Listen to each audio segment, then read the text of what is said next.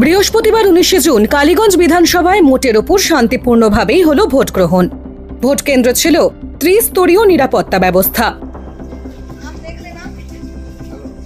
নজরদারিতে রাখা হয়েছিল 20টি quick response team ও rapid action ফোর্সের 6টি টিম। এদিন সকাল থেকেই বুথে বুথে ছিল লম্বা লাইন। বৃষ্টি মাথায় করেই সকাল সকাল ভোট দিতে আসেন কালীগঞ্জ বিধানসভার বাসিন্দারা।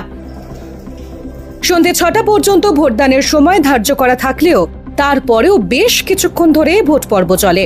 ভোট পড়ে মোট 70%। এদিন কালীগঞ্জ বিধানসভার দেবগ্রাম অন্নপূর্ণা বালিকা প্রাথমিক বিদ্যালয়ের 167 নম্বর বুথে শুরুর দিকে ইভিএম খারাপ থাকার জেরে কিছুক্ষণের জন্য থমকে ছিল ভোট গ্রহণ। ক্ষুব্ধ হন ভোটাররা, যদিও কিছুক্ষণের মধ্যেই সেই সমস্যার সমাধান হয়।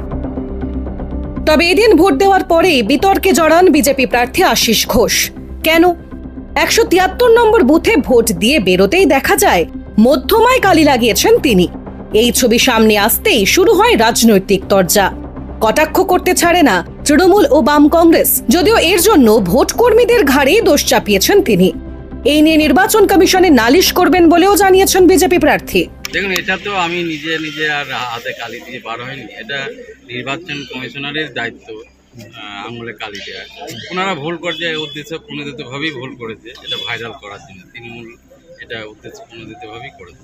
এদিন সকাল সকাল মীরা বালিকা বিদ্যালয়ের 80/29 নম্বর বুথে ভোট দেন তৃণমূল প্রার্থী আলিফা আহমেদ। পাশাপাশি স্থানীয় ভোটারদের সঙ্গে কথাও বলেন তিনি। ভোট দেন বাম সমর্থিত কংগ্রেস প্রার্থী কাবিল উদ্দিন শেখ।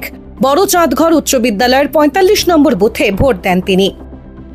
কালীগঞ্জ বিধানসভায় মোট বুথ সংখ্যা ছিল 309। মোট ভোটার সংখ্যা 2,52,670।